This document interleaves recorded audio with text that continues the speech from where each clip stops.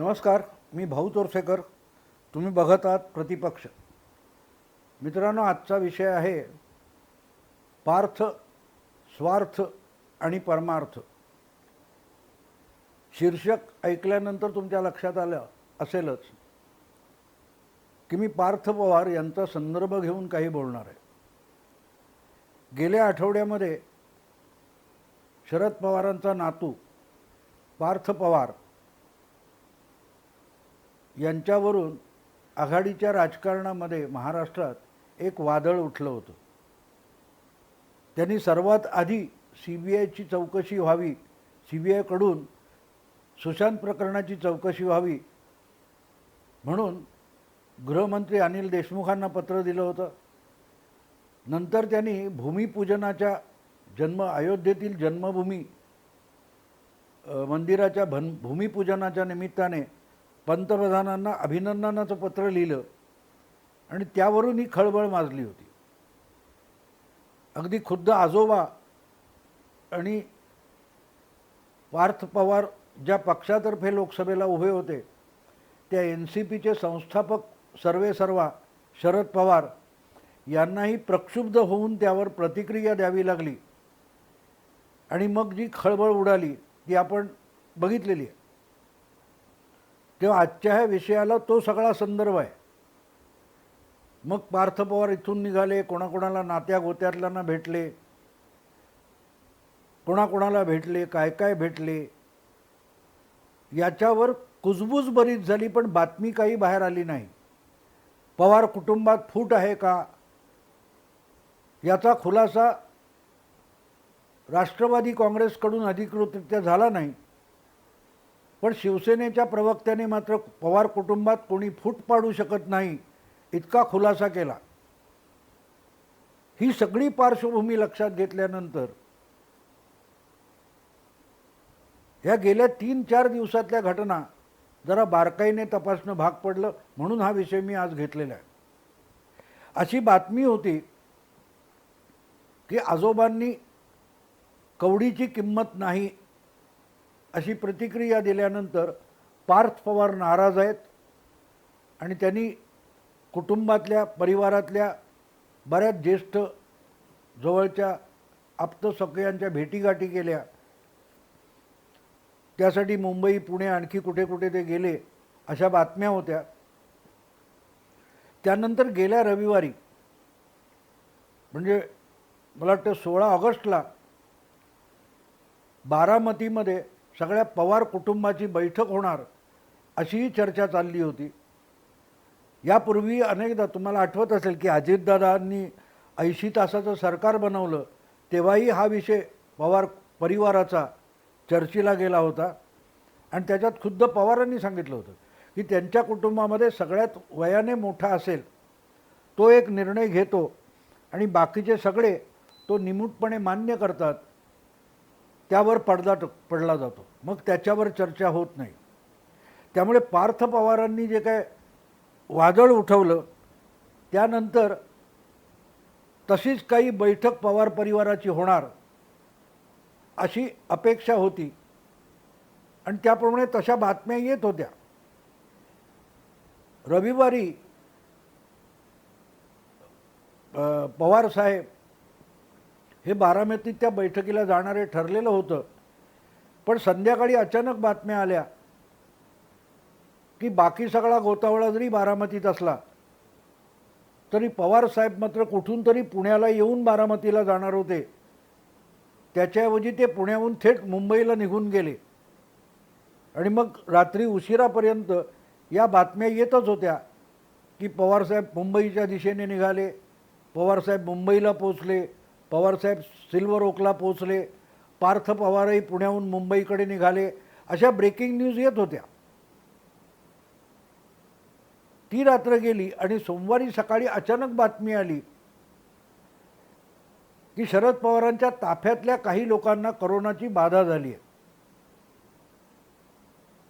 आणि खुद्द शरद पवार सुद्धा 7 दिवसाच्या क्वारंटाईनमध्ये किंवा आयसोलेशनमध्ये गेलेत. मग दुपारपर्यंत सोमवारी बातमी आली की 5 जणांना त्यांच्या ताफ्यातल्या सुरक्षा वगैरे कर्मचारी जे आहेत त्यातल्या 5 जणांना कोरोनाची पॉझिटिव्ह बाधा असल्याचं लक्षात आलं चाचणी अंती, आणि खुद्द पवार मात्र निगेटिव्ह आहेत. त्यामुळे पवारांना धोका नाही.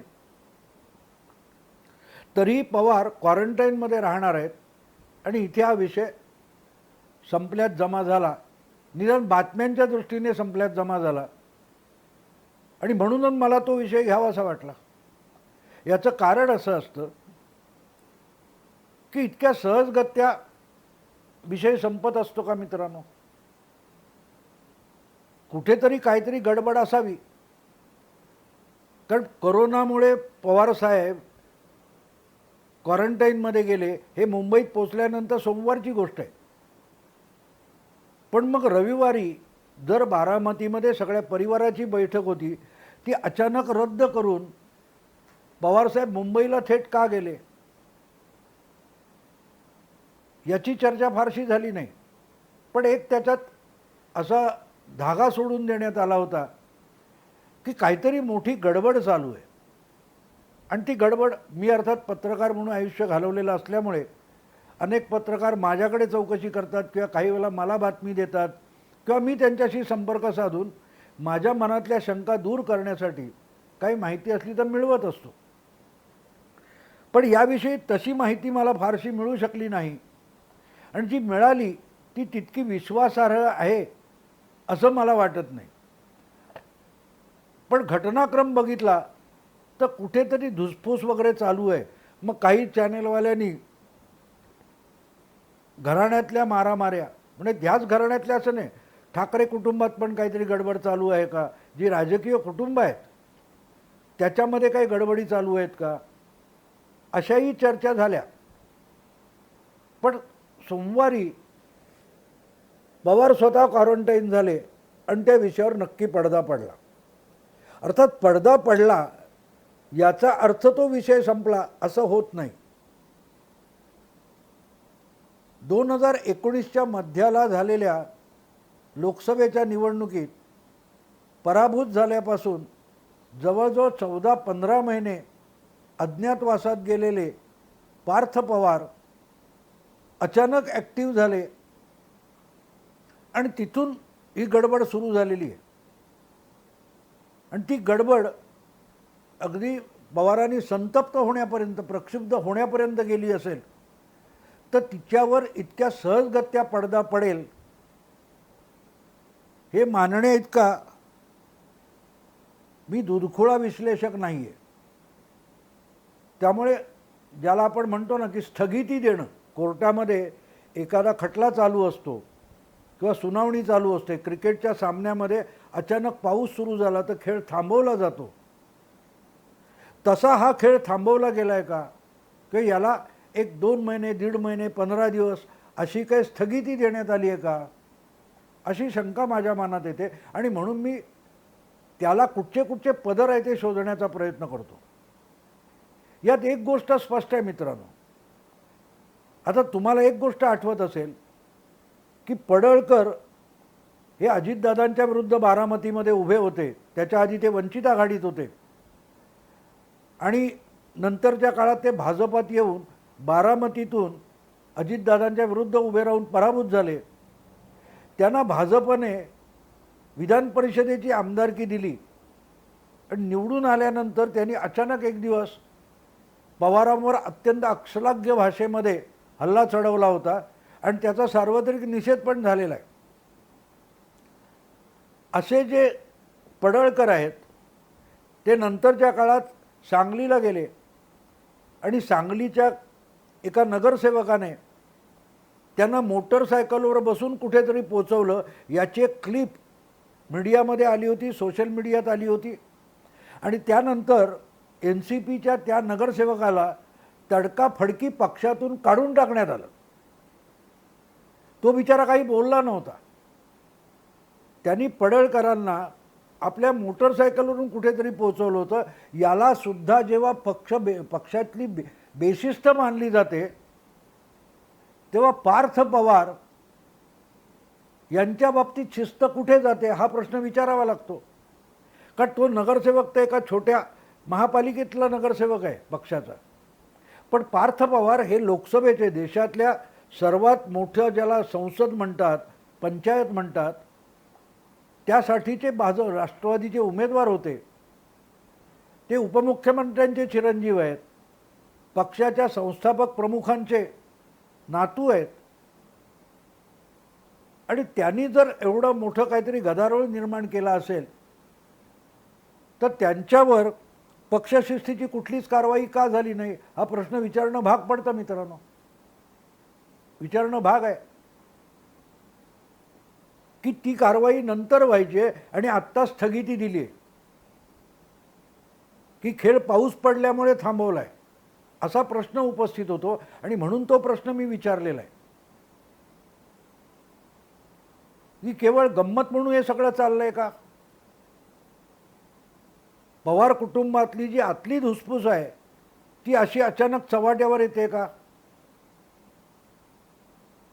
आणि त्याच्यावर आयसोलेशनचा पडदा टाकून हा विषय थोपवण्यात आलाय का? असू शकतो. कारण हा सगळा प्रकार केल्यानंतर पार्थ पवार यांच्या पदरात काय पडलं? कुठलाही राजकीय नेता, अगदी तो नवखा असेल, तो काहीतरी स्वार्थ घेऊनच राजकारणात येतो, सार्वजनिक जीवनात येतो. तो काही साधू संत नसतो. परमार्थ करायचा असेल तर माणूस सामाजिक कार्यामध्ये जाईल, तपश्चर्या वगैरे करेल. परमार्थ करणारा माणूस राजकारणात येत नाही. पण पार्थ पवार गेल्या काही दिवसात असे वागताना दिसत आहेत की ते परमार्थ करत आहेत, त्यांचा कुठलाही स्वार्थ त्याच्यात नाही. उलट झालाच तर त्यांच्या वाट्याला तोटा आलेला आहे. त्यामुळे मग असा प्रश्न पडतो की ते खरोखरच राजकारण खेळतायत का?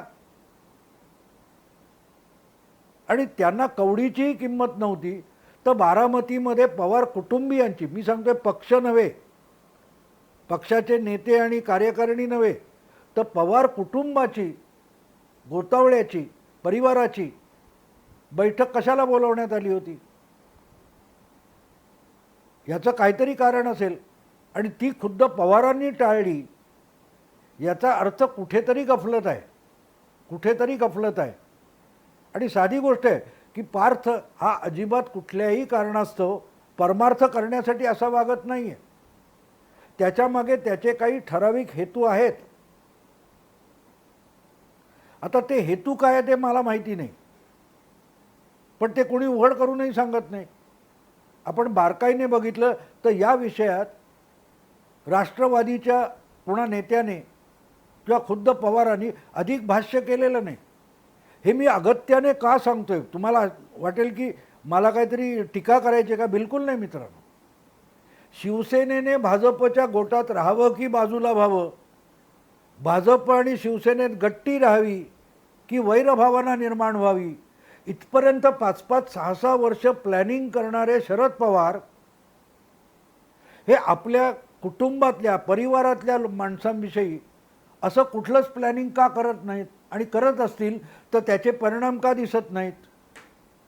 5 वर्षानंतर 3 पक्षांचं सरकार यावं यासाठी अत्यंत विचारपूर्वक घेतलेला 2014चा निर्णय आहे असं पवार जेव्हा मुलाखतीत सांगतात तेव्हा पार्थने पुढच्या 20 वर्षात काय करावं याची योजना शरद पवारांकडे नसेल हे निदान मी मान्य करणार नाही. बाकीचे पत्रकार संपादकांनी ती मान्य करावी, मी नाही मान्य करणार. कारण जे पक्ष आपल्या आवाक्यातले नाहीत, शिवसेना किंवा भाजप, हे काय पवारांच्या ठरवण्याने आपलं कारभार चालवत नाही. पण त्या पक्षांनी काय केलं पाहिजे यासाठी पवार 4-5, 6-6 वर्ष आधी नियोजन करतात आणि त्याप्रमाणे काही घटना प्रसंग घडवून आणतात. तर मग आपल्याच नातवाला आपण जेव्हा राजकारणात आणला, उमेदवारी दिली लोकसभेची, त्याच्याविषयी पवारांकडे कुठली योजना नसेल? काहीतरी योजना असणार, काहीतरी योजना असणार. ती योजना असती तर मग पार्थ पवारला किंमत नक्की होती, जशी रोहित पवारला आहे. रोहित पवार यांना तोही नातूच आहे दुसरा, पण त्या नातवाला पद्धतशीरपणे सभेच्या निवडणुकीत उतरवून त्यासाठी प्रयत्नपूर्वक त्याला निवडून आणून त्याच्या संबंधी जर आजोबा योजना करत असतील तर पार्थविषयी योजना असणार. मुद्दा असा आहे की ते योजनेनुसार पार्थ वागत नसेल तर काय करायचं, हा कदाचित आजोबांसमोरचा मोठा यक्ष प्रश्न तयार झालेला असावा. आणि त्यामुळे मग ही जी समस्या आत्ता आपण बघतोय ती तयार झालेली आहे. आणि मग त्या समस्येचं उत्तर काय काढायचं, कसं काढायचं, त्यासाठी परिवार सगळा एकत्र आला असेल. पण तो परिवार एकत्र येत असताना त्यात आपण काय भूमिका घ्यायची, ही भूमिका खुद्द पवार ठरवू शकले नाहीत, म्हणून त्यांनी बारामतीची मीटिंग किंवा परिवाराची बैठक टाळली असेल का, या शक्यतेचा विचार केला पाहिजे. कारण गेल्या 40-50 वर्षामध्ये पवार बोलतात तेव्हाही चर्चा होते आणि पवार बोलायचे थांबतात तेव्हाही चर्चा होते. त्यामुळे करोना किंवा आयसोलेशनने जर ह्याच्यावर पडदा पडला असेल तर तिथे येऊन आपणही पडदा पडला म्हणून जे विश्लेषक आहेत, राजकीय अभ्यासक आहेत, त्यांनी गप्पा बसून चालत नाही.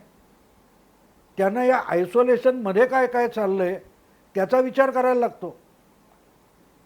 की कुटुंबात काही वादळ आहे आणि त्याच्यावर अंतिम निर्णय आपण द्यायचा असेल तर जशी कोर्ट असतात, सुप्रीम कोर्टाने आता रिया चक्रवर्ती हिचा जो विषय CBIकडे न देता मुंबई पोलिसांकडे तपास राहावा सुशांतचा, त्यावर सुप्रीम कोर्टाने निकाल रिझर्व केला आहे, राखून ठेवला आहे. तसा तो शरद पवारांनी कुटुंबातलं जे काही वादळ आहे त्याच्यावरची आपल्या भूमिकेचा निर्णय राखून ठेवला आहे का मित्रांनो. राजकारणाच्या अभ्यासकासाठी हे सगळ्यात मोठं आव्हान असतं.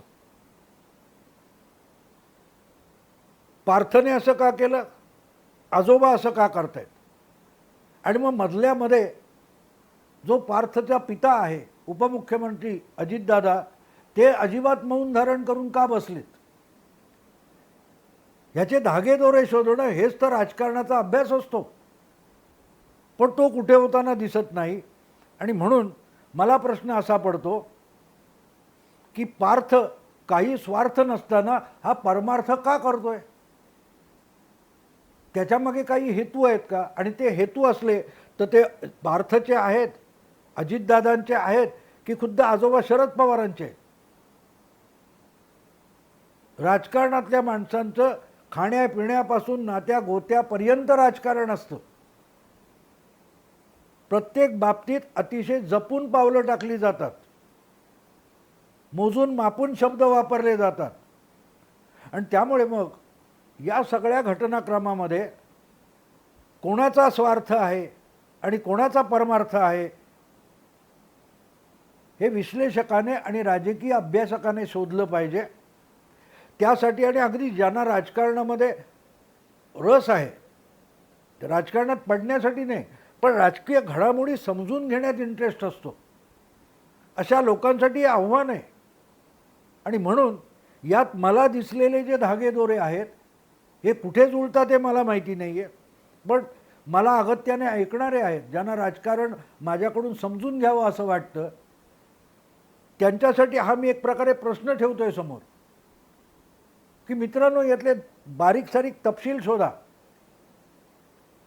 की यात पार्थचा स्वार्थ आहे का परमार्थ आहे, किंवा इतर कोणाचा स्वार्थ आणि परमार्थ आहे, हे आपण शोधलं पाहिजे मित्रांनो.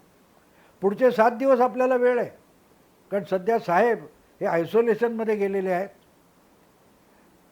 सुदैवाने त्यांची टेस्ट निगेटिव्ह आलेली आहे. आपण त्याचाही पॉझिटिव्हली विचार केला पाहिजे की या राजकारणातून भविष्यात काही चांगलं होऊ शकतं का. हे चांगलं प्रत्येकजण आपापल्या कसोटीवर ठरवत असतो. मला जे चांगलं वाटतं ते तुम्हाला वाटेल असं नाही, पार्थला वाटेल ते आजोबांना वाटेल असं नाही. त्यामुळे प्रत्येकाने याचा बारकाईने विचार करावा. हे धागेदोरे कुठे जुळतात आपल्या मनोमन विचार करा. त्याची रहस्य पुढच्या काही दिवसात उलगडतील असा माझा अंदाज आहे. पण पडदा पडून हा विषय संपला हे निदान मी मान्य करत नाही. तेव्हा मित्रांनो, आत्ता इथे थांबतो. तुम्हाला व्हिडिओ आवडला तर मित्र परिचितांकडे फॉरवर्ड करा. प्रतिपक्ष वेगवेगळे राजकीय सामाजिक पदर उलगडून दाखवतो, त्याला अधिकाधिक सबस्क्राईब करा. आता इथेच थांबतो. नमस्कार.